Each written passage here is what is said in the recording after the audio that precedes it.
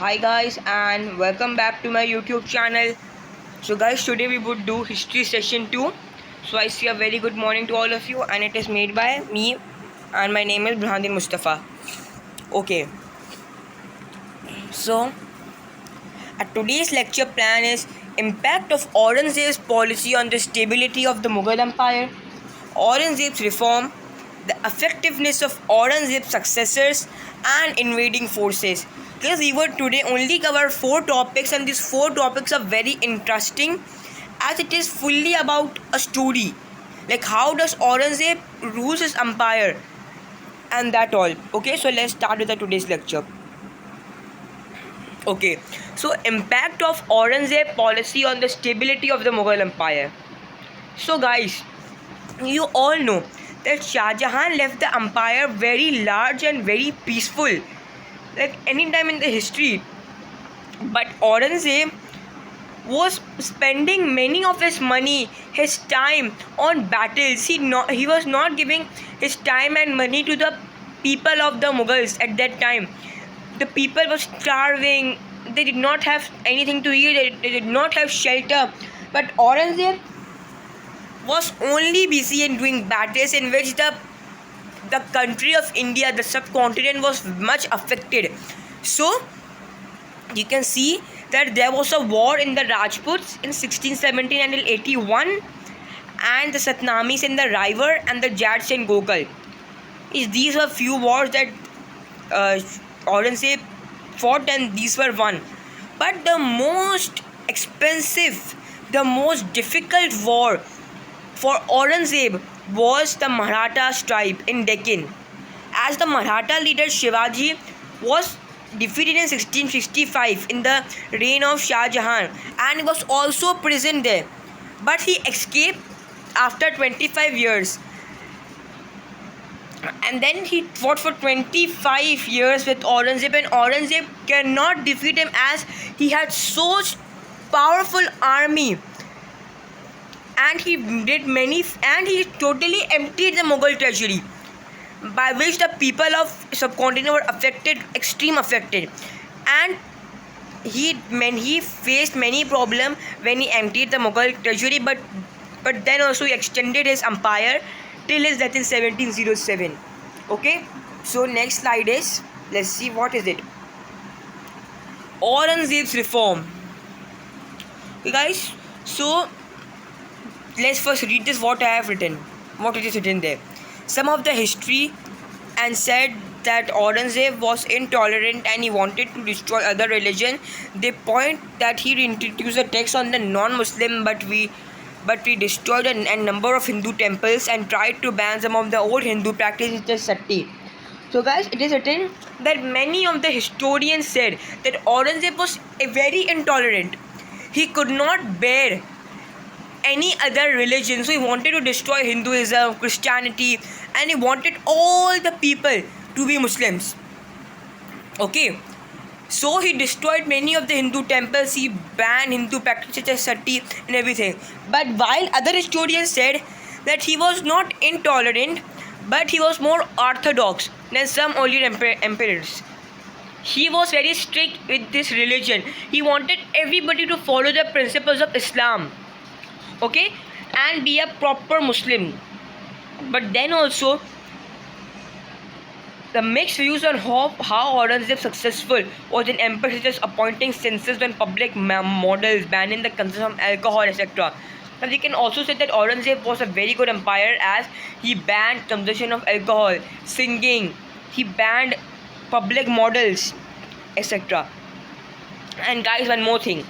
One of the Aurangzeb reforms was that also that he made very famous, popular with traders by abolishing local taxes, so that many more traders can come to subcontinent and do trade. And he was also famous for building many luxurious palaces such as the Pearl Mosque at Delhi, and he ruled for almost 50 years. Okay guys, so as you all know that Aurangzeb had become the emperor by defeating his brothers, right? Shah Jahan, Murad, and Dara Shikoh. So Aurangzeb also had 3 sons, but he did not want that his son also fight for the emperor. So he divided his empire between his 3 sons, but this did not succeed after the death of Aurangzeb. And the first victor of the throne, Jahandar Shah, was murdered within a year only. And there were, after Aurangzeb and after Jahandar Shah, there were 12 different people who one by one claimed the empire. But then a proper emperor, Muhammad Shah, came in 1917 and he ruled for almost 30 years. Okay, so now let's come to invading forces, the Persians. Okay, so in 1738, the Persian leader Nader Shah invaded the Mughal Empire. He defeated Muhammad Shah forces at Karnana. In 1739, after he captured and sacked Delhi, did not attempt to make himself but only to win as much as booty as possible. When he left after 2, he gave amount of goals and levels. You also the prestige of the Mughals. Now the people saw how the empire had become. The guys, in 1738, the Persian leader Nader Shah was defeated, was invaded the Mughal Empire, and he defeated Muhammad Shah forces at Karnal, and he sacked Delhi, captured Delhi in 1739. And he never wanted to win the Mughal Empire. He never wanted to be the emperor, but he always wanted to take booty from the battles and amounts of goods so that he could give the people to survive. Okay, then it came of the Marathas. So guys, as we discussed about the Marathas, that Aurangzeb was fighting for Marathas over 25 years, but he did not succeeded. But it is said that then in the next slide we would come to know that who defeated the Marathas. And in the middle of the 18th century, the Marathas had replaced the Mughals as the most powerful force in the India. Okay, means the Mughal Empire was totally had no power in India, and all the power had gone in the hands of the Marathas. So next comes off the Afghans. The third invading force came from Afghanistan, and the Afghan general was named, his name was Ahmad Shah Durrani, who attacked Kabul, Peshawar and Lahore. Okay, by 1949 he gained the control of the Punjab, and 1756 added Kashmir and Multan. As it is said that Ahmad Shah Durrani, who defeated he was the one who defeated the Marathas tribe in Marathas expansion in 1761 at the Battle of Panipat. He was the one who defeated him. You can see the Afghans are the most powerful tribe, you can say, after the Marathas.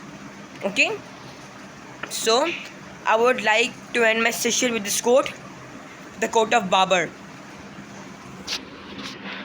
Like us, many have spoken over this spring, but they were gone in twinkling of an eye. We conquered the world with a bravery and might, but we did not take it us to the grave. Okay, so I say a thank you to all of you guys, and have a nice day and stay home, stay safe. And yes guys, don't forget to miss my next lecture of history, as we would in my next lecture we would complete the history session, and we would also do some question and answers, and I would and make you understand the paper pattern, like how does a CAIE give the patterns. Okay, so till yet, bye guys, stay home, stay safe, have a nice day.